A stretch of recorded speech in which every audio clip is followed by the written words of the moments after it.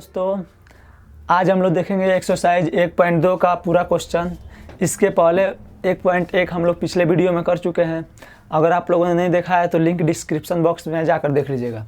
ठीक है, आज हम लोग शुरू करेंगे 1.2 का ऑल क्वेश्चन, पूरा एक ही वीडियो में। पूरा वीडियो लास्ट तक जरूर देखिएगा। ठीक है, देखिए सबसे पहले सवाल पढ़ते हैं कि निम्नलिखित संख्याओं को अभाज्य गुणनखंड के रूप में व्यक्त कीजिए। अभाज्य गुणनखंड के रूप में व्यक्त कीजिए। अभाज्य गुणनखंड क्या होता है? अभाज्य गुणनखंड का मतलब होता है वैसी संख्या जिसका कोई दूसरा खंड न हो। अभाज्य गुणनखंड का मतलब होता है वैसी संख्या जिसको खंडित करने पर उसका कोई दूसरा गुणनखंड ना हो। जैसे मान लीजिए हम 4 लिख रहे हैं, इस 4 का अभाज्य गुणनखंड करेंगे ना तो 2 गुने 2 होगा, यानी 2 जो है एक अभाज्य संख्या हो जाएगा। क्यों? क्योंकि 2 को अब दोबारा खंडित नहीं किया जा सकता है। इसी तरह सभी संख्याओं को अभाज्य गुणनखंड के रूप में व्यक्त करना है। ठीक है, देखिए हम लोग बनाते हैं। जैसे पहला सवाल हम लोगों का है, पहला सवाल है 140। ठीक है, 1 नंबर सवाल है। देखिए सॉल्यूशन हल देखिए, यहाँ पर 140 को हम लोग बता रहे हैं। ठीक है, देखिए सबसे पहले हम क्या करेंगे, इसको तोड़ने के लिए हम भाग देंगे। क्या संख्या से? तो वैसी संख्या से भाग लगाएंगे जो 140 कट जाए। देखिए यह संख्या दिखाई दे रहा है 2 से पूरा पूरा कट जाएगा। जब किसी भी संख्या में इकाई के स्थान पर 0 हो, चाहे 2 हो या 4, 6, 8 यानी सम संख्या हो, जब किसी भी संख्या में इकाई के स्थान पर सम संख्या हो तो हम समझेंगे कि वह संख्या 2 से पूरी पूरी कट जाएगी।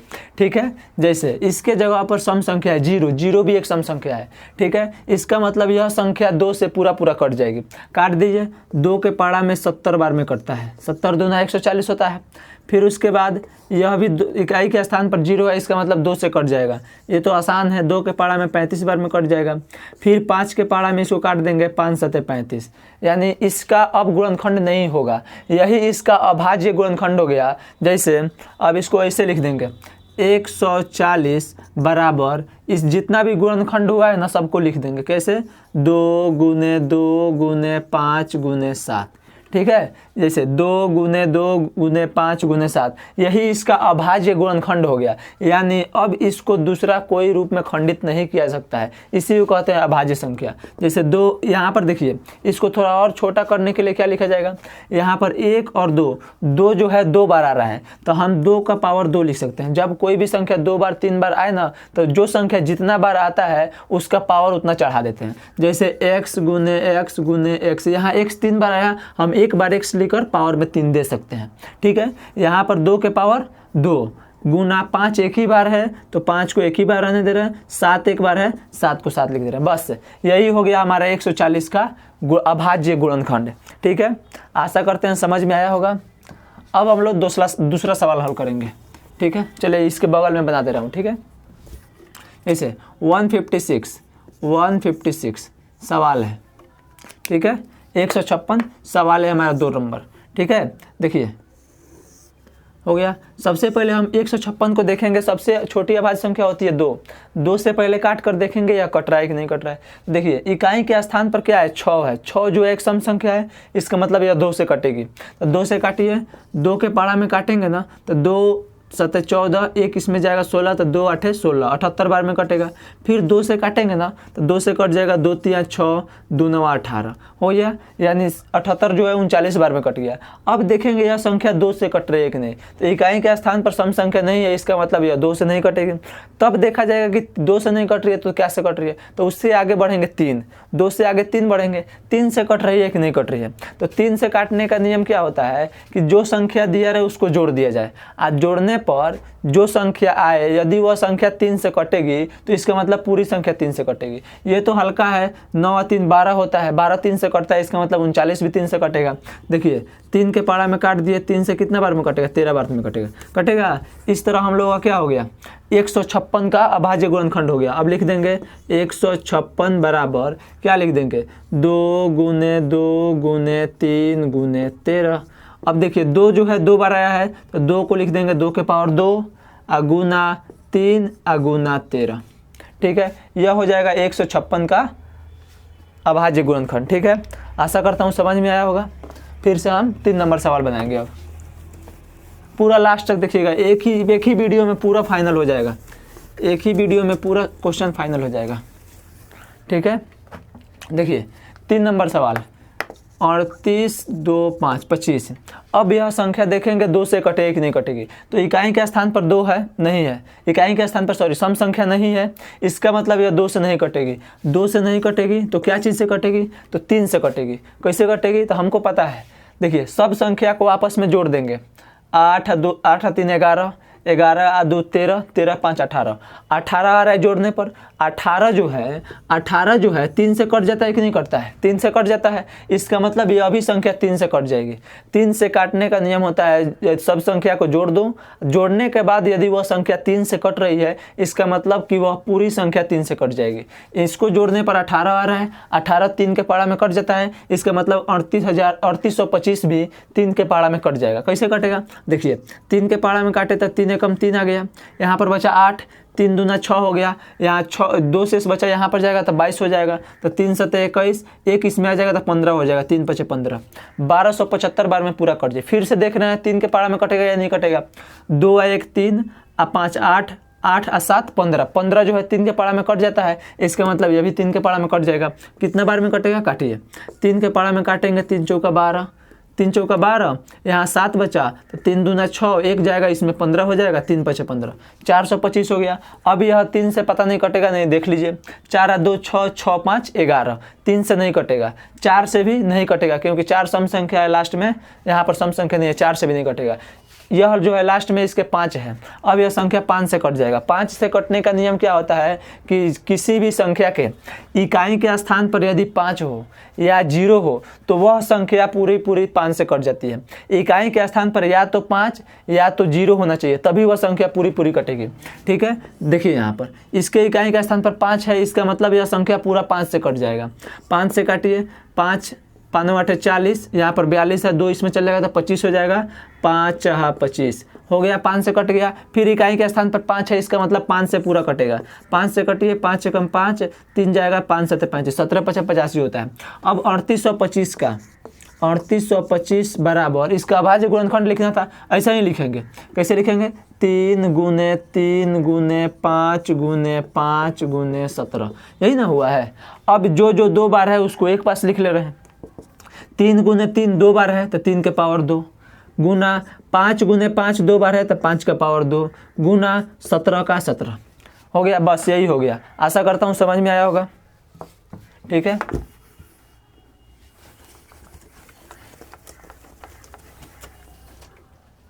अगला सवाल है 5005। ठीक है, यानी 5005, यह किस संख्या से कटेगा। देखिए सबसे पहले इसके इकाई के स्थान पर 5 है, समझ जाना चाहिए कि यह 5 से पूरा कट जाएगा। ठीक है, यहाँ पर काटिए, 5 से हम लोग पूरा काट लेंगे। ठीक है, देखिए 5, 1 मिनट रुकिए,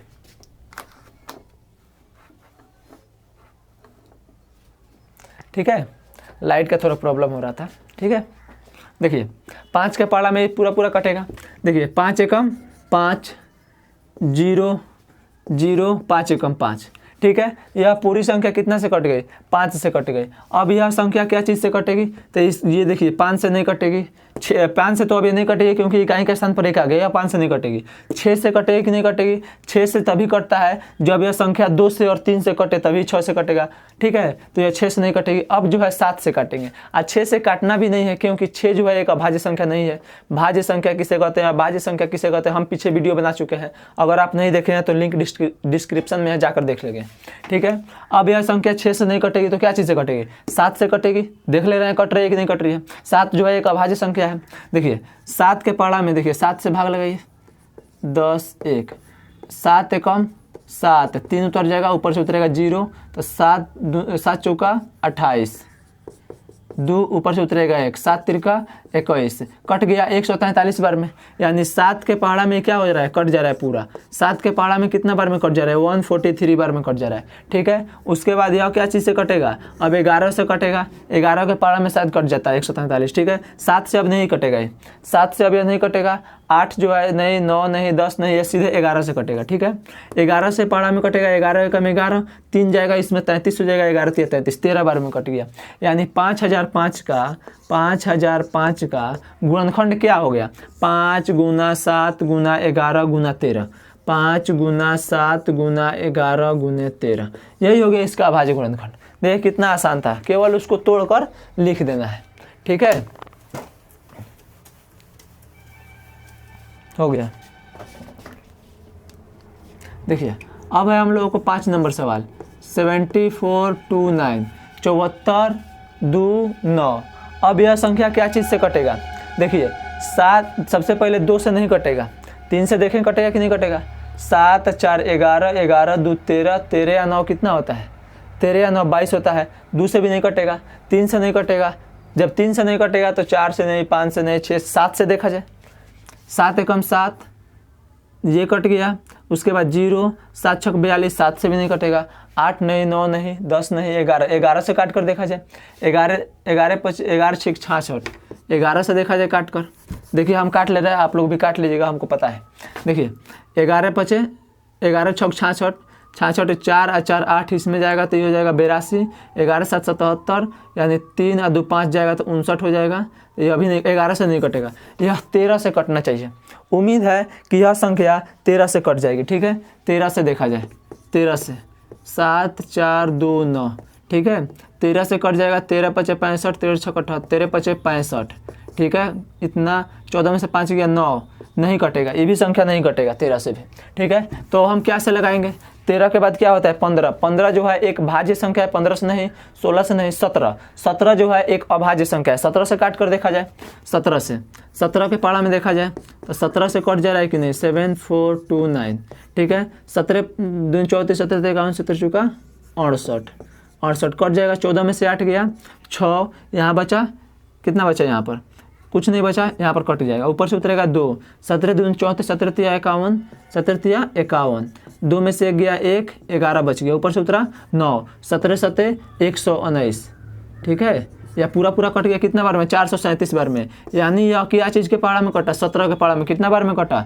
4 3 7 के बारे में, 437 के बारे में। ठीक है, 437 के पाड़ा में पूरा कट गया। ठीक है, देखिए 437, रुकिए थोड़ा लाइट का प्रॉब्लम हो रहा है।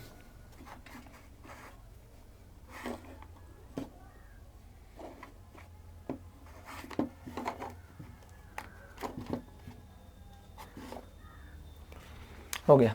ठीक है, 437 बार में पूरा कट गया। देखिए इसके बाद जो है हम काटेंगे 17 से, फिर काटेंगे 17 से, लेकिन नहीं कटेगा। ठीक है, इसके बाद जो है हम 19 से काटेंगे, क्योंकि 17 के बाद अगला अभाज्य संख्या 19 आता है।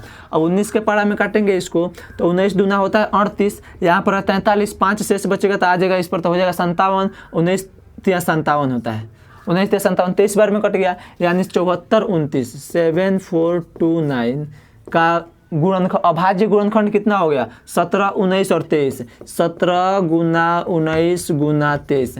आशा करता हूँ आप लोगों को समझ में आएगा, खूब समझा कर बताया हूँ। ठीक है, अगर आप लोगों को फिर भी कोई दिक्कत तो नहीं होना चाहिए, नहीं होगा तो फिर आप लोग मैसेज करिएगा। ठीक है,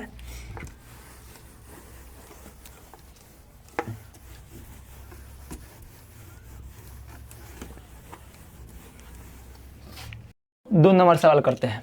ठीक है, 26 और 91, इसका ज्ञात करना है। निम्नलिखित पूर्णांकों के HCF और एलसीएम ज्ञात करना है। इनका HCF और एलसीएम ज्ञात करना है। उसके बाद HCF और एलसीएम को गुना करके देखना है कि दोनों एक दूसरे के बराबर हो रहे हैं कि नहीं है। ठीक है, सबसे पहले 26 और 91 का एलसीएम ज्ञात करेंगे। 26 का एलसीएम ज्ञात करने के लिए सबसे पहले हम लोग इसका गुणनखंड करेंगे। 2 से 13 बार में कटेगा, बस इतना ही बार में कटेगा। उसी तरह 91 का गुणनखंड करेंगे। ठीक है, 7 से कट जाएगा, 13 7 91, बस इससे आगे नहीं कटेगा। हम लिख देंगे इसके बाद 26 का गुणनखंड जो हुआ है 2 गुने 13, इसको लिख देंगे। सुनाई दे रहा है ना? सुनाई दे रहा होगा। गुने, ठीक है, 91 का गुणनखंड लिख देंगे 7 गुने 13। ठीक है, अब इसके बाद जो कॉमन मिला, जो संख्या दोनों में कॉमन होती है उसको हम क्या कहते हैं? HCF कहते हैं। तो ये जो दोनों में कॉमन है HCF हो जाएगा। 13 जो है दोनों में है, इसको हम लिख देंगे लो HCF। ठीक है, एलसीएम, एलसीएम क्या होता है, जो संख्या दोनों में कॉमन है उसको एक बार लिखिए, जो कॉमन नहीं है उसको भी लिख दीजिए। 2 कॉमन नहीं है तो 2 को लिखिए, 7 कॉमन नहीं है तो 7 को लिखिए, ठीक है। हो गया, अब गुना कर दीजिए। 13 के 13, 2 से में 7 से गुना करिए 14, 14 से 3 में गुना होगा, 14 तिया 42 के 2 हाथ में लगा 4, 14 कम 14 4 18, 182 हो गया। यानी दो संख्याओं का लसक कितना हो गया, 182। अब बोल रहा है कि इसकी जांच कीजिए कि दो संख्याओं का गुणनफल HCF गुने एलसीएम है। तो जांच कर रहे हैं, क्या कर रहे हैं यहाँ पर, जांच कर रहे हैं, क्या कर रहे हैं, जांच। कैसे जांच करेंगे, तो बोल रहे हैं दो संख्याओं का गुणनफल। दो को संख्या कौन कौन है, वही जो हम लोगों ने जिसका हम लोगों ने एलसीएम निकाला है, HCF निकाला है, वही संख्या का गुणनफल। तो दो संख्याओं का गुणनफल कितना है, देखो तो 26 और 91 दिया है, तो 26 गुने 91 बराबर एलसीएम गुने HCF हो रहा है कि नहीं है, एलसीएम गुने HCF हो रहा है कि नहीं है, ठीक है। अगर दोनों बराबर हो जाएगा तो लिख देंगे कि हाँ दो संख्याओं का गुणनफल HCF गुने एलसीएम है, नहीं होगा तो लिख देंगे नहीं, लेकिन हो जाना चाहिए, ठीक है। 26 गुने 91, 26 गुने 91 करेंगे लोग, कितना हो जाएगा, देखिए कर लीजिएगा, होना चाहिए 2366। 26 गुने 91 का गुणा करेंगे लोग तो 2366 हो जाएगा, ठीक है। एलसीएम निकाले लो तो कितना हुआ है, एलसीएम निकाले हैं तो 182 और गुने HCF आ गया है 13, HCF आ गया है 13। अब 182 में 13 से गुना कर देंगे, तो 13 से गुना करें 182 में तो कितना हो गया, 182 दूना कितना होता है, सॉरी 13 दूना कितना होता है 26 और 13 8 104 और 2 हासिल बचा है 6, हाथ में लगा 10, 13 कम 13 या 10 23, 2366 आ गया। इसका दोनों बराबर हो गया, यानी 2366 बराबर 2366 बराबर लिख देना, लिखाएगा यस हाँ दो, लिखाएगा हाँ दो संख्याओं का गुणनफल बराबर एलसीएम गुने HCF है। बस हो गया, यही करना था, हो गया पहला सवाल, ठीक है। आशा करता हूँ आप लोगों को समझ में आया होगा। अगला सवाल हम लोग देख रहे हैं, ठीक है। जल्दी जल्दी वीडियो लंबा हो जाएगा, ठीक है। देखिए दूसरा नंबर सवाल है 510 और 92 का। 510 और 92, सबसे पहला काम क्या है, दोनों का गुणनखंड करना। तो सबसे पहले हम 510 का गुणनखंड करेंगे, ठीक है। 510 का गुणनखंड करेंगे, कैसे करेंगे, 2 से काटेंगे, 2 दूने 4, यहाँ पर 1 बच जाएगा तो 2 पचे 10, यहाँ पर जाएगा 10 तो 2 पचे 10, 255 बार में कट गया।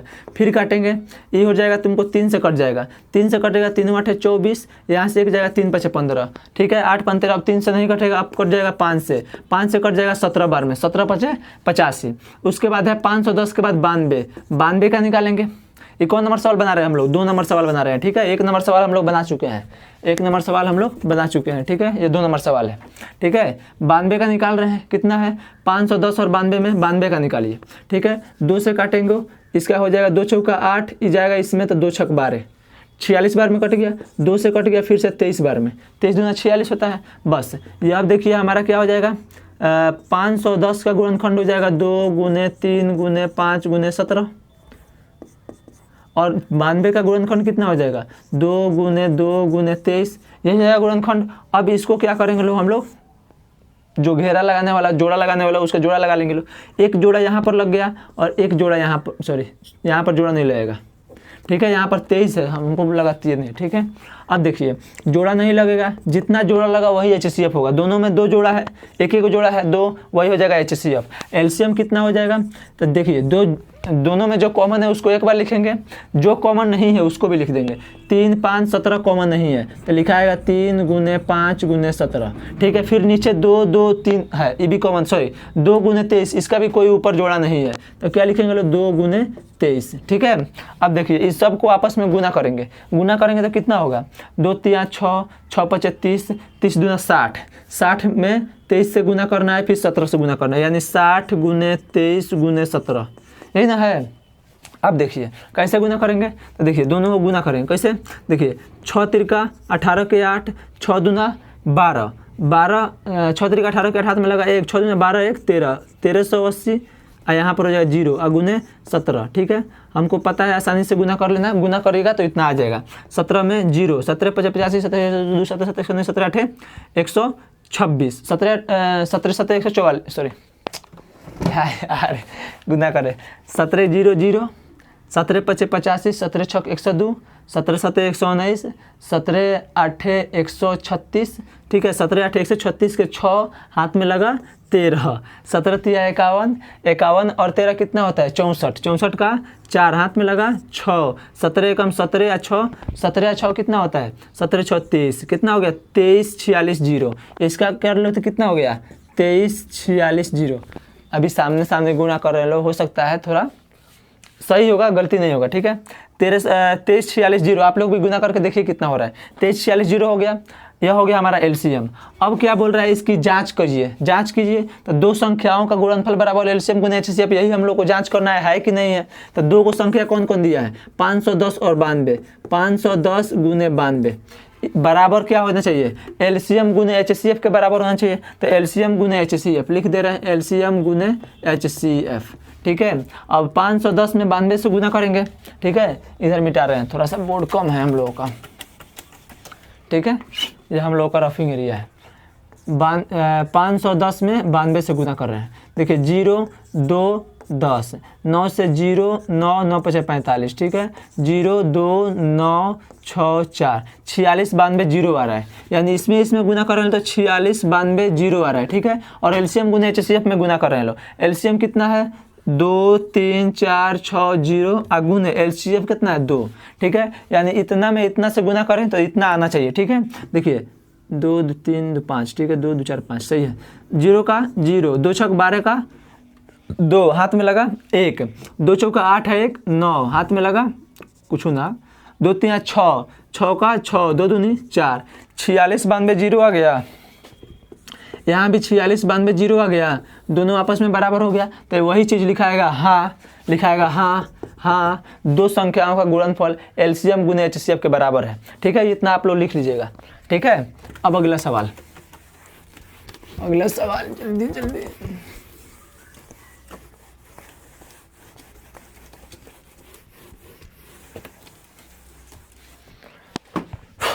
ठीक है, अगला सवाल, सॉरी जाए तो तीनों मिटा दीजिए, 1 मिनट किताब में देखने दीजिए।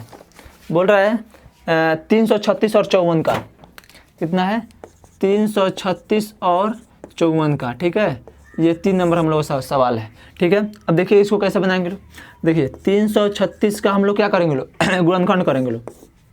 3 से सॉरी पहले 2 से काटेंगे, 2 से काटे 2 एकम 2, 2 छक 12, 2 8 16, फिर 2 से काटेंगे लोग 2 8 16, 2 8 16 बस हो गया 2 चौका 8, ठीक है। फिर 2 से काटेंगे लो 2 चौका 8, 2 दूना 4, फिर 2 से काटेंगे लो 2 दूना 4, 2 एकम 2 21, फिर 3 से काटेंगे लो 7 बार में, यानी 336 से 336 का गुणनखंड कितना हुआ। अच्छा सॉरी यहाँ पर नहीं, यहाँ पर बना रहे हैं। 336 का गुणनखंड कितना हुआ 2 गुना 2, 2 गुना 2 गुना 2 गुना 2 गुना 3 गुना 7 गुने 2 गुने 2, 4 बार 2 है 1 2 3 4, 1 बार 3 है 1 बार 7 है, दिखाई दे रहा है, दे रहा होगा, ठीक है। उसके बाद 54 है, 54 का गुणनखंड करेंगे तो कितना होगा। देखिए 2 से कट जाएगा 27 बर्थ में, 2 से कट जाएगा सॉरी 2 सब नहीं कटेगा, 3 से कट जाएगा 3 9 27, फिर 3 से कट जाएगा 3 बार में, यानी 2 गुने 3 गुने 3 गुने 3 हुआ, यानी 54 का कितना हो जाएगा 2 गुने 3 गुने 3 गुने 3 हो गया। अब जोड़ा बैठाएंगे लोग, यहाँ पर एक 2 का जोड़ा बैठ गया और देखिए यहाँ पर एक 3 का जोड़ा बैठ जाएगा, ठीक है। बस इसके अलावा कोई कॉमन नहीं है, कॉमन नहीं है तो वही हम क्या लिख देंगे एलसीएफ, जो कॉमन बच गया उसको लिख देंगे एचसीएफ। 2 और 3 कॉमन है तो लिख देंगे 2 गुने 3 बराबर 6, एचसीएफ हो गया हमारा, 6 एचसीएफ हो गया, ठीक है। अब एलसीएम, एलसीएम दोनों में क्या होगा देखिए 2 दूनी 4, 4 दूनी सॉरी जो दोनों में कॉमन है उसको एक बार लिखिए 2 गुने 3, जो कॉमन नहीं है ये कॉमन नहीं है, या गुने 2 गुने 2 गुने 2 गुने 7, ठीक है। 3 और 3 का भी कॉमन नहीं है तो गुने 3 गुने 3, ठीक है, हो गया। अब इतना में क्या करना है सबको आपस में गुणा करना है, गुणा कीजिए 2 3 6, 6 दूना 12, 12 दूना 24, 24 दूना 48, 48 48 48 हो गया, और गुना 7 गुने 3 3 9 बच गया, इतना ही ना बच गया। अरे हम लोग खंड करके गुना कर ले रहे हैं, कोई दिक्कत नहीं है, ठीक है। हम लोग को गुना ही ना करना है, एग्जाम में तो कैलकुलेटर लेकर नहीं जाएंगे लोग, इसलिए यहाँ पर अपने से गुना किया जाए, ठीक है। 48 गुने 7 9 63 हो गया, यानी 48 में अब 63 से गुना किया जाए, केवल गुना भागा, केवल गुना भागा 63 में 48 से गुना किया जाए, ठीक है। 8 3 24 के 4 हाथ में लगा 2, 8 6 48 2, 48 2 50, ठीक है। 4 3 12 के 2 हाथ में लगा 4 6 24 1 25, 4 2 5 5 10 के 0 2 1 3, यानी 30 24 हो गया, यानी कितना हो गया 30 24। यह हो गया क्या हमारा LCM, HCF हो गया 6, LCM हो गया 30 24, ठीक है। अब यहाँ पर बना दे रहे, थोड़ा जगह की कमी है, ठीक है।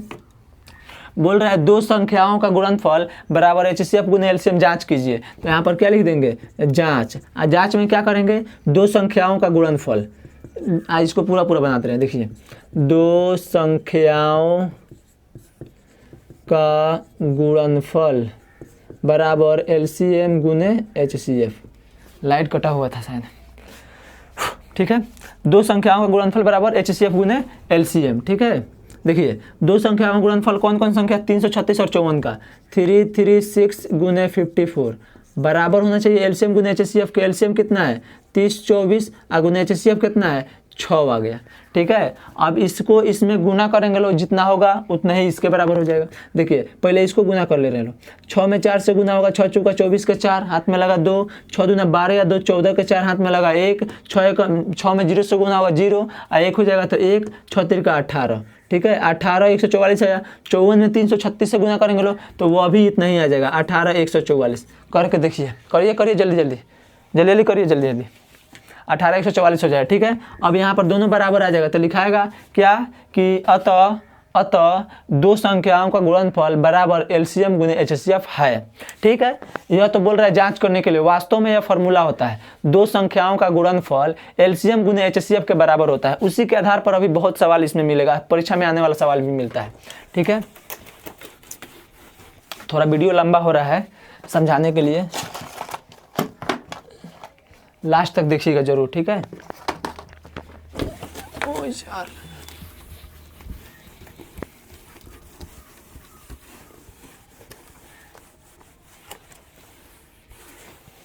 ठीक है। अगला सवाल है हम लोगों का कि अभाज्य गुणनखंड विधि द्वारा निम्नलिखित पूर्णांकों का LCM और HCF ज्ञात करें। LCM और HCF ज्ञात करना है किस विधि द्वारा, अभाज्य गुणनखंड विधि द्वारा बोल रहा है ज्ञात करने के लिए। देखिए 3 नंबर सवाल का पहला नंबर सवाल है, 3 नंबर सवाल का 12 15 21। अब देखिए 3 को संख्या दे दिया रहा है, इसका HCF और LCM निकालना है। देखिए एकदम आसान विधि, देखिए यहाँ पर सबसे पहला काम हम गुणनखंड करेंगे, अभाज्य गुणनखंड। 12 का गुणनखंड करेंगे 2 से 6 बर्थ में, 2 से 3 बर्थ में, 2 से 3 से 1 बर्थ में, बस। 15 का गुणनखंड करेंगे लोग 3 से कट जाएगा 5 बर्थ में, बस। 21 का गुणनखंड करेंगे लोग 21 से कट जाएगा 3 से कट जाएगा 7 बर्थ में। पहले काम कर दिए गुणनखंड का, अब इस चीज़ को लिख दो। 12 का गुणनखंड कितना हुआ 2 गुने 2 गुने 3। 15 का गुणनखंड कितना हुआ 3 गुने 5। 21 का गुणनखंड कितना हुआ 3 गुने 7, ठीक है। अब देखिए इसके बाद का काम क्या होता है, वैसी संख्या खोजेंगे जो तीनों में कॉमन हो, जो तीनों में कॉमन हो उस संख्या को HCF मान लेंगे। देखिए 3 यहाँ भी है और 2 को 3 यहाँ भी है, तीनों में है 3, ठीक है। यही हमारा HCF हो जाएगा, HCF बराबर 3, ठीक है। और कोई संख्या कॉमन नहीं है, बस, ठीक है। अब LCM क्या हो जाएगा, तो जो संख्या कॉमन हो उसको एक बार, कॉमन क्या है 3 है, तीनों में कॉमन होना चाहिए 3 है। अच्छा अब जो है कोई भी संख्या कॉमन नहीं है तो सबको क्या करेंगे बारी बारी से लिख देंगे। 2 गुने 2 लिख देंगे, 2 गुने 2 और गुने 5 गुने 7 गुने 5 गुने 7, ठीक है। सबको गुना कीजिए, 3 सॉरी यहाँ सही है ना, 3 गुने 2 गुने 2 गुने 2 एक 3 लिखा है, 2 गुने 2 2 गुने 2 5 गुने 7, ठीक है सही है। 3 दूना 6 6 दूना 12 12 5 60 60 6 42 420 हो जाएगा, ठीक है। 4 कितना हो गया 420 हो गया। 5 7 35 दूना 70 7 दूना 14 140 14 42 420। LCM कितना हो गया 420 हो गया हमारा। HCF 3 LCM 420। आशा करता हूँ समझ में आया होगा, ठीक है। फिर अगला सवाल यहाँ पर बना रहा हूँ, ठीक है। अगला सवाल यहाँ पर बना रहा हूँ, सवाल है क्या, चलिए मिटा दे रहा हूँ आप लोगों के लिए।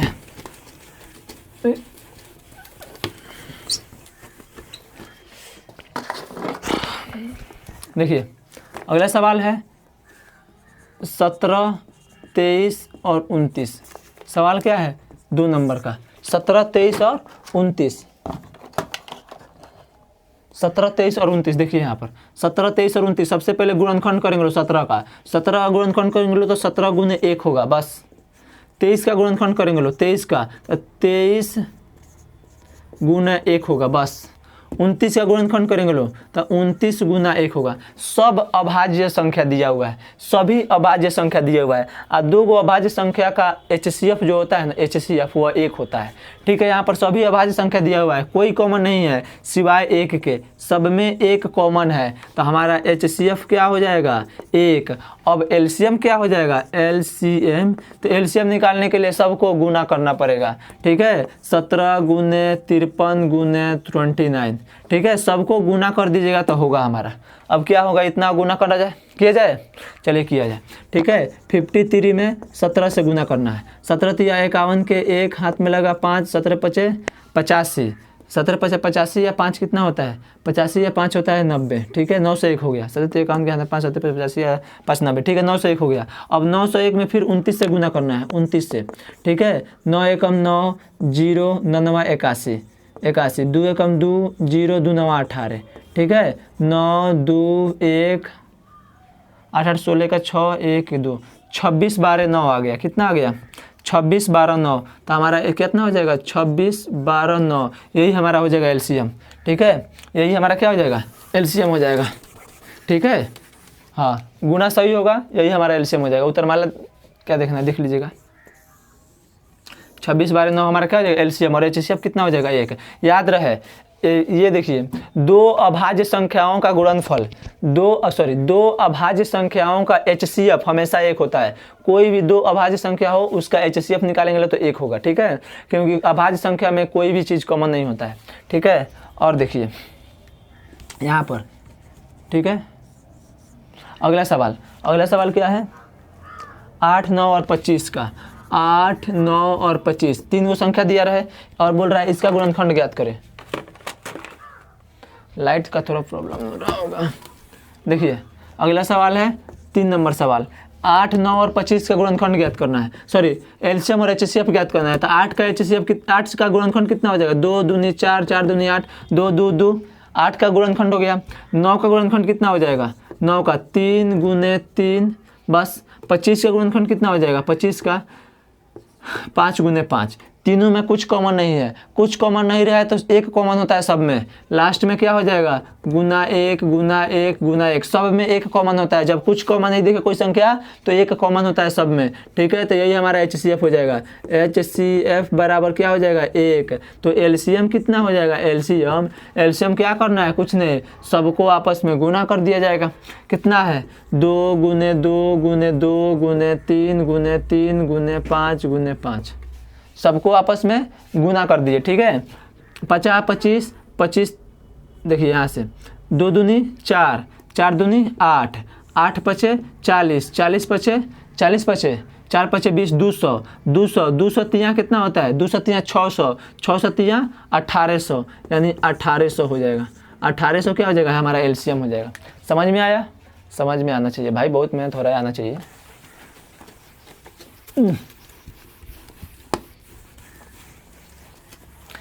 हम हो गया, चलिए ठीक है अगला सवाल।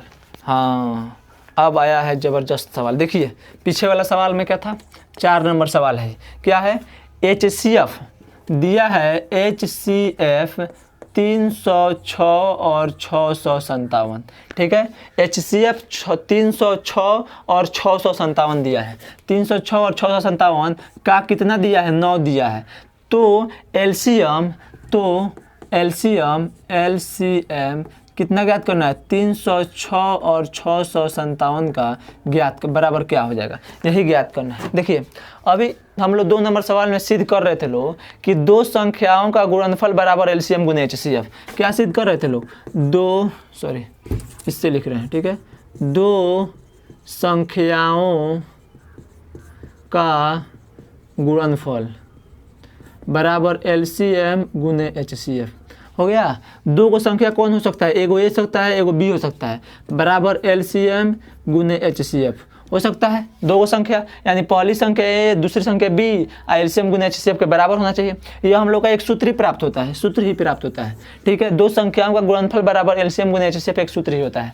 ठीक है, अब देखिए यहाँ पर दिया है HCF दिया है 9, किसका HCF दिया है तो दो को संख्या का, ये जो कोष्ट में दिया है ना यही दोनों संख्या है, इसी का HCF दिया है 9 और इसी दो को संख्या का 306 और 657 का LCM ज्ञात करना है, सवाल यह बोल रहा है।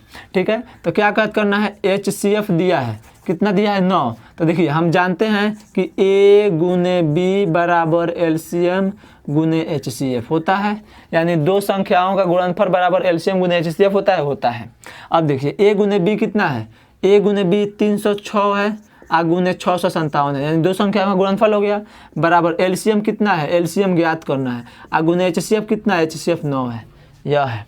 ठीक है, अब देखिए 306 आ गुने 657, ठीक है, बट्टा 9 बराबर हो जाएगा LCM, हो जाएगा LCM। अब देखिए 3 से कट जाएगा, 3 तिया 9, अब देखिए सॉरी पूरा 9 से काट दिए डायरेक्ट कट जाएगा, 9 एकम 9, 9 से कट जाएगा, 9 तिरका 27, 9 तिरका 27 हो जाएगा, इसमें से 3 उतरेगा, 3 जाएगा 6, 9 चौका 36, 34 बार में कट गया। अब 34 में 657 से गुना कर लीजिए, 657 में 34 से गुना करिए, 4 सत्ते 28 के 8 हाथ में लगा 2, 4 पचे 20, 2 22 के 2 हाथ में लगा 2, 4 से 24 है 2 26, 26 3 सत्ते 21 के 1, 3 पचे 3 सत्ते 21 के 1 हाथ में लगा 2, 3 पचे 15, 15 2 17 के 7, 3 छक 18, 18 18 और 1 19। ठीक है, 3 पचे 15, 3 छक 18, 8 2 1 3, 7 6 13 के 3, 9 2 11, 1 12 के 2, 1 1 2, 22 33 8। ठीक है,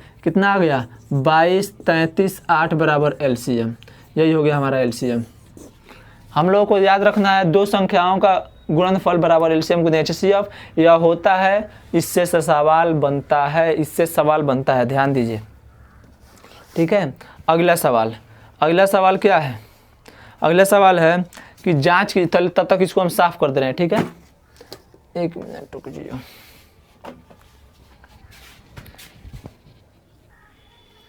देखिए सवाल है, सवाल लिख रहे थे। ठीक है, कि जांच कीजिए कि क्या किसी प्राकृत संख्या n के लिए, कोई भी संख्या हो प्राकृत संख्या 1 से शुरू होने वाली संख्या, उसके लिए 6 के पावर n अंक 0 पर समाप्त हो सकता है। 6 के पावर n कोई अंक होगा, n का मान जो है कोई भी एक प्राकृतिक संख्या रखेंगे तो n की जगह पर क्या आएगा, सॉरी n की जगह पर कोई एक प्राकृतिक संख्या रखेंगे तो इस टोटल को हल करने पर क्या आना चाहिए कि 0 आना चाहिए। क्या ऐसा कोई है संख्या कि 6 के पावर n जो है उसको हल करने पर जो अंक प्राप्त हो वह 0 पर समाप्त हो। देखिए हम जानते हैं कि कोई भी संख्या हो अगर लास्ट में 0 लाना है तो या तो उस संख्या, देखो 2 गुने 5, यह 2 गुने 5 क्या है, 2 ऐसी संख्या है अगर इस दोनों में गुना हो ना तो हो जाता है 10। ठीक है, इसके अलावा इसमें किसी भी संख्या से गुना कीजिएगा ना, गुने 5 गुने 10 से हाल ही है, मानिए 7 हो गया, मानिए 6 हो गया, किसी भी संख्या से गुना कीजिए तो अंत में 0 जरूर आएगा। 2 पचे 10, 10 सत्ते 70, देखिए तो 0 आ गया यहाँ पर। देखिए फिर 2 गुने 5, 5 6 क्या हो जाएगा, 2 पचे 5 दूना 10, 10 6 कितना होता है 60। और भी कोई संख्या ले लिए, 2 और गुने 5, यानी 2 और 5 रहना चाहिए, इसके अलावा आप कुछ भी ले लीजिए। ठीक है, 2 और 5 के अलावा मान लीजिए यहाँ पर 3 रहे, 2 पचे 10, 10 तिया 30, यानी लास्ट में 0 0 आ गया। यानी यही सवाल बोल रहा है कि किसी प्राकृत संख्या n के लिए संख्या 6 के पावर n अंक 0 पर समाप्त हो सकता है। तो क्या 6 के पावर n का मान कुछ भी रखें तो क्या यह जो अंक प्राप्त होगा उसका इकाई अंक 0 हो सकता है कि नहीं हो सकता है। देखिए कर रहे हैं लोग, इस चीज़ को हम लिखेंगे, क्या लिखेंगे, लिखाएगा चूँकि किसी भी अंक को 0 पर समाप्त होने के लिए उस संख्या उस संख्या में 2 और 5 का गुणा होना आवश्यक है। पहले बता दिए लोग कि और कोई भी संख्या रहो, अगर उस संख्या को हल करने पर इकाई के माने अंत में 0 लाना है तो उस संख्या में 2 और 5 का गुणनफल होना जरूरी है, अन्यथा नहीं आएगा। तो क्या होगा, यह आवश्यक है, ठीक है। परंतु क्या हो रहा है कि 6 के पावर n का गुणनखंड करें ना तो ये हो जाएगा 2 गुने 3 के पावर n, ठीक है। 6 को तोड़ दिए 2 गुने 3 में, तो यहाँ पर क्या हो रहा है 2 गुने 3 का कॉम्बिनेशन आ रहा है, यहाँ पर 5 नहीं आ रहा है। तो क्या लिखेंगे हम, लिखा आएगा परंतु 6 के पावर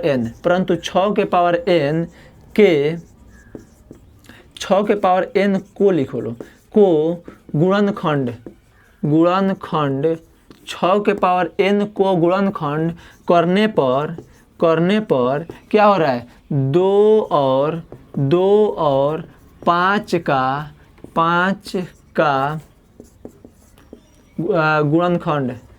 गुणनखंड 6 के पावर n को गुणनखंड करने पर 2 और 5 का गुणनफल नहीं आ रहा है।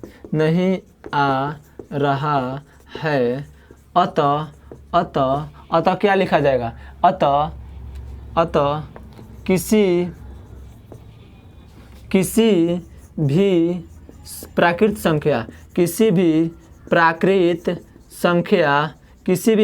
संख्या n के लिए किसी भी प्राकृत संख्या n के लिए संख्या 6 के पावर n अंक 0 पर समाप्त हो सकती है, समाप्त नहीं हो सकती है, यानी 6 के पावर n को गुणनखंड करने पर 2 और 5 का गुणनखंड नहीं आ रहा है। देखिए 2 गुने 3 आ रहा है, 2 गुने 5 होता तो इस n का मान कुछ भी रखते तो कहीं ना कहीं जाकर लास्ट में 0 आ जाता, लेकिन यहाँ पर 6 के पावर n को गुणनखंड करने पर उतना नहीं आ रहा है। 6 के पावर n को गुणनखंड करने पर 2 और 5 का गुणनफल नहीं आ रहा है। अतः किसी भी प्राकृत संख्या n के लिए 6 के पावर n अंक 0 पर समाप्त नहीं हो सकता है। ये भाषा वाला चीज़ है, ठीक है, ये समझने वाला चीज़ है। हो गया, समझ में आ गया होगा। मिटा दे इसको, मिटा दे, उतार लीजिए लो कॉपी कलम से।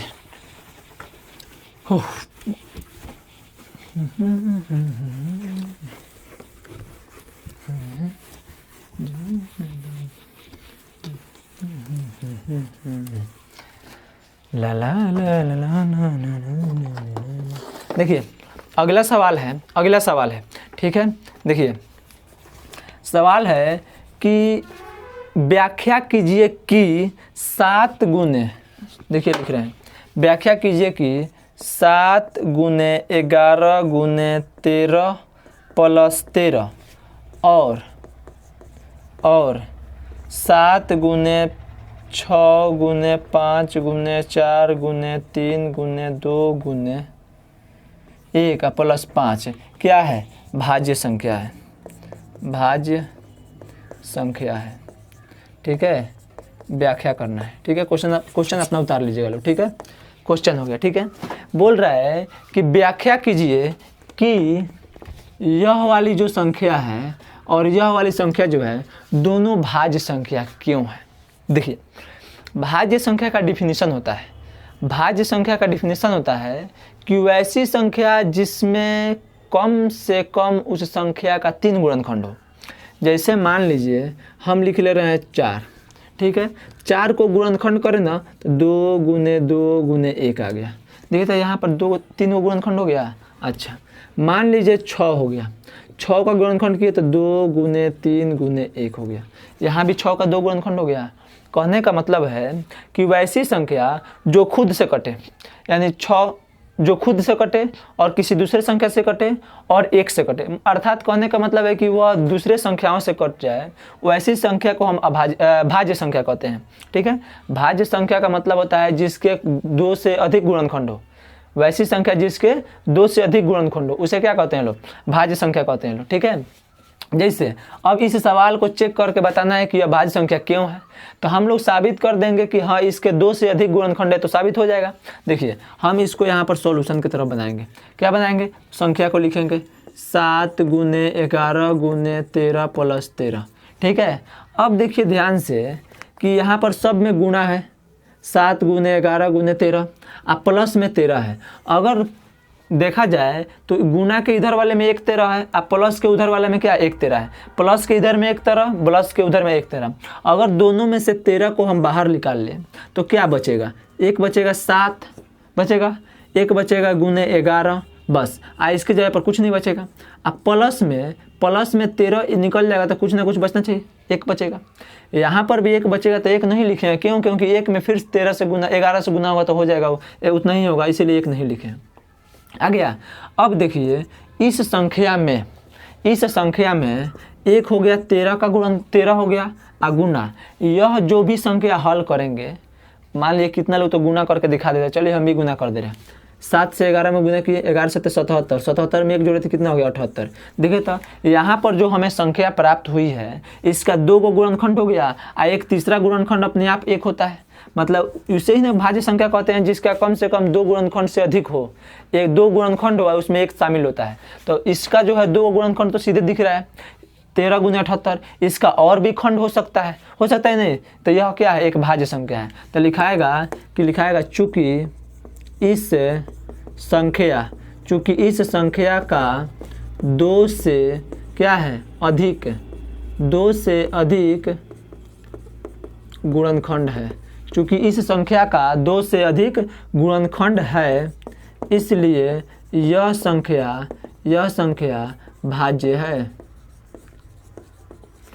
राइटिंग थोड़ा गड़बड़ है, देख लीजिएगा, पढ़ा जाना चाहिए, उतना भी गड़बड़ नहीं है। ठीक है, यह संख्या भाज्य है। ठीक है, मिटा रहे हैं। अच्छा सॉरी, एक और संख्या था इसमें। ठीक है, एक और संख्या दिया है कि फिर इसको भी जांच कीजिए कि यह जो संख्या भाज्य है कि नहीं है। तो कैसे जांच करेंगे? देखिए इसको भी वैसे ही करेंगे, 7 गुने 6 गुने 5 गुने 4 गुने 3 गुने 2 गुने 1 प्लस 5, यही ना है। दोनों संख्याओं में देखिए इधर सब में गुणा का संबंध है, सब गुणा का संबंध, यानी किसी न किसी एक संख्या को क्या किया गया है? गुणनखंड किया गया है, किसी न किसी एक संख्या का गुणनखंड किया गया है। अब बहुत बच्चा क्या करता है कि सबको गुणा करके देखता है, उसके बाद देखता है कि इसका 2 गुणनखंड है कि नहीं है। हम देखिए इसको आसानी से बना रहे हैं। देखिए क्या करेंगे, देखिए यहाँ पर सब में गुणा का चिन्ह है, सब में गुणा का चिन्ह है, यानी सब के बीच गुणा का संबंध है, यानी किसी ना किसी संख्या को गुणनखंड किया गया है, किसी ना किसी संख्या का गुणनखंड किया है। यहाँ पर देखिए तो यहाँ पर एक संख्या है 5, अब प्लस के बाद भी यहाँ पर एक संख्या है 5 है 5। अगर इसमें से 5 आप प्लस के बाद वाला 5 को कॉमन कर ले तो क्या हो जाएगा? कॉमन कर लेंगे तो यहाँ कितना हो जाएगा? 7 गुने 6 गुने 5 तो निकल गया, 4 गुने 3 गुने 2 गुने 1, यही बचा। और जोड़ में कितना बच गया? 5, यही ना बच गया। जोड़ में सॉरी 5 तो निकल गया है, जोड़ में कितना बच गया? 1 बच गया, हो गया, 1 बच गया, हो जाता है। ठीक है, अब बताइए इस संख्या का गुणनखंड कितना हो गया? एक तो इस संख्या का गुणनखंड 5 हो गया। इसको हल करेंगे लोग, इसको अगर हल करेंगे लोग तो कोई ना कोई एक संख्या प्राप्त होगा, कोई ना कोई एक संख्या प्राप्त होगा। मान लो हमको x मिल रहा है, मान लो x मिल रहा है, नहीं मिल रहा है तो मान लो यही हो गया, ए में मानो चाहे x से मानो चाहे n मानो, कोई भी संख्या प्राप्त होगा। तो हम नहीं कह सकते हैं लोग कि इस संख्या का 1 से अधिक गुणनखंड है। क्यों? क्योंकि इसको हल करेंगे लोग, गुणनखंड करेंगे लोग तो कोई एक संख्या प्राप्त होगा ना, एक थोड़े प्राप्त होगा। उस संख्या में एक और संख्या पहले से दिया है 5, एक संख्या यह प्राप्त हो गया, इसका 2 गुणनखंड अपने आप मिल गया, यानी इसका भी क्या हो जाएगा? 2 से अधिक गुणनखंड है। तो लिखाएगा इस संख्या का भी 2 से अधिक गुणनखंड है, अतः दी गई संख्या क्या है? भाज्य संख्या है, भाज्य संख्या है। उतार लीजिएगा लोग। ठीक है, समझ में आया होगा, उम्मीद करता हूँ आप लोगों को समझ में आया होगा। एक सवाल और बचा है लास्ट, पूरा देखिए उसको भी देखा जाए।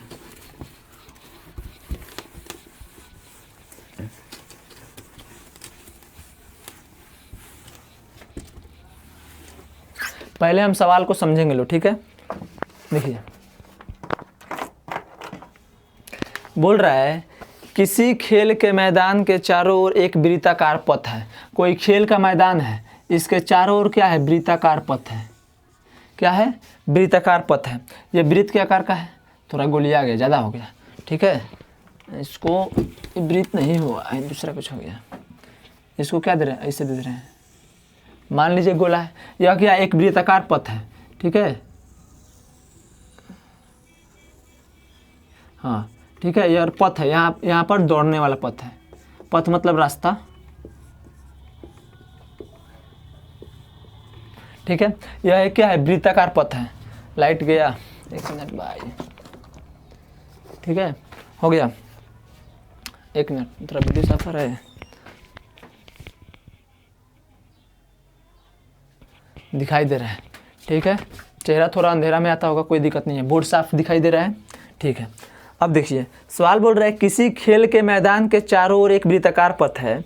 इस मैदान का एक चक्कर लगाने में सोनिया को, कोई लड़की है सोनिया, ठीक है। इस लड़की को एक चक्कर लगाने में टोटल कितना समय लगता है, 18 मिनट का समय लगता है। पूरा एक चक्कर लगाने में 18 मिनट का समय लगता है। और इस मैदान के एक चक्कर लगाने में रवि को 12 मिनट लगता है। कोई नाम का लड़का है रवि, जिसको 12 मिनट का टाइम लगता है, ठीक है।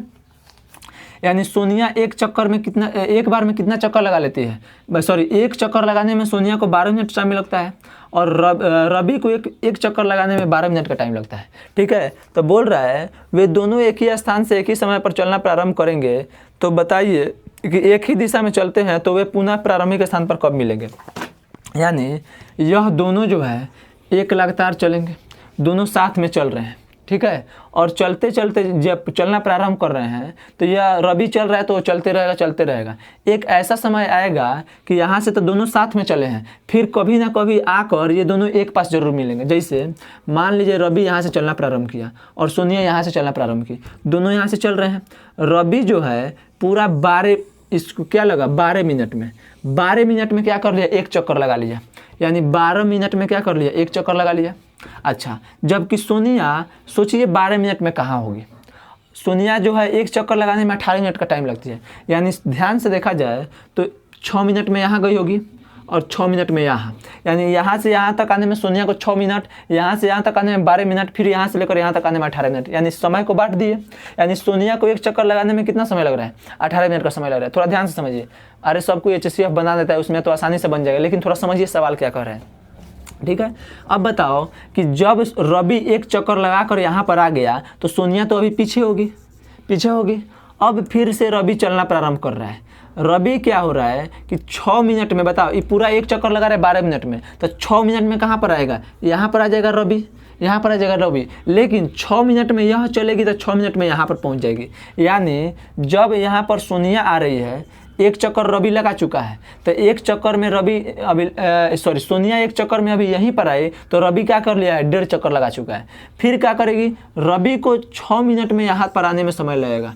तो रवि जो है 6 मिनट में क्या करेगा, यहाँ पर पहुँच जाएगा, ठीक है। जबकि सोनिया जो है 6 मिनट में यहाँ तक आ चुकी होगी। जब रवि यहाँ तक पहुँचेगा, यहाँ तक, तब तक सोनिया चल कर यहाँ तक आ गई होगी 6 मिनट में। अच्छा, यानी रवि का 2 चक्कर हो गया, और सोनिया का भी 1 चक्कर हो गया, ठीक है। अब बताइए फिर यहाँ से क्या होगा कि रवि चलना प्रारंभ चलेगा और 6 मिनट के अंदर यहाँ पर आ जाएगा। जबकि यहाँ सोनिया चलेगी तो 6 मिनट के अंदर में यहाँ पर आ जाएगी। अभी दोनों आपस में नहीं मिले, ठीक है। फिर से रवि चलेगा तो 6 मिनट में यहाँ पर आ जाएगा, फिर सोनिया चलेगी तो फिर 6 मिनट में यहाँ पर आ जाएगी। यानी तीसरा चक्कर हो गया रवि का और दूसरा चक्कर हो गया किसका, सोनिया का। यानी 3 चक्कर रवि लगाया और 2 चक्कर कौन लगाई, सोनिया लगाई, तब दोनों आकर कहाँ पर मिले, यहाँ पर मिले। बोल रहा है कि वे दोनों प्रारंभिक स्थान पर मिलेंगे, चलना प्रारंभ करते हैं, एक ही समय पर चलना प्रारंभ करते हैं। और बताएं कितने समय बाद वे पुनः क्या हो जाएगा, एक ही टाइम पर मिलेंगे। तो बताइए तो सोनिया को इस 2 चक्कर लगाने में कितना टाइम लगा, 18 मिनट का टाइम लगा। जबकि रवि को इसको उतना देर में कितना चक्कर लगा ले रहा है, 3 चक्कर लगा रहा है।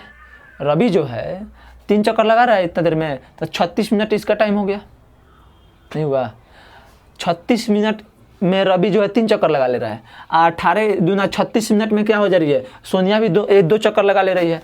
यानी सोनिया यहाँ से चल रही है, यहाँ से चलते चलते यहाँ पर आ रही है, तो 36 मिनट का टाइम बीत जा रहा है।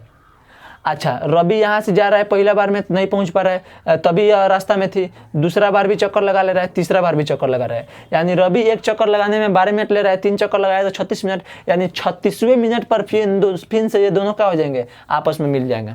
ठीक है, ये तो मान लीजिए क्वेश्चन समझाने का समझा दिए। अब इसको बनाएंगे लोग कैसे, हम लोग सीधा सा तरीका है इसका, क्या करेंगे लोग, एलसीएम ज्ञात कर देंगे लोग। ठीक है, एलसीएम ऐसा ही सब लोग बताता है, हम बता दिए हैं, क्वेश्चन समझा दिए हैं। क्या कर रहा है कि दोनों जो है कब प्रारंभ, दोनों आपस में मिलेंगे। तो देखो 12 मिनट टाइम लग रहा है एक चक्कर लगाने में रवि को, 16 मिनट टाइम लग रहा है एक चक्कर लगाने में, कितना इसको क्या बोला जाता है, सोनिया को। ठीक है, 18 मिनट भर, सॉरी 18 मिनट का टाइम लग रहा है। तो फिर जो है वो दोनों आपस में कब मिलेंगे, तो इसके एलसीएम निकाल दो 2 से। अच्छा, गुणनखंड विधि, यही विधि से निकालो यार, 2 छक 12, 2 से ही कट जाएगा 9 मर्थ में, 3 से कट जाएगा 3 3 9, 3 दूना 6 और 3 3 9 हो गया। अब देखिए इसका एलसीएम कितना हो जाएगा, एलसीएम बराबर कितना हो जाएगा, 2 गुने 3 गुने 2 गुने 3, यानी 2 3 6, 6 दूना 12, 12 3 का 36, 36 होता है 36। अतः सोनिया और रवि पुनः 36वें मिनट पर, 36 मिनट बाद क्या होंगे, मिलेंगे।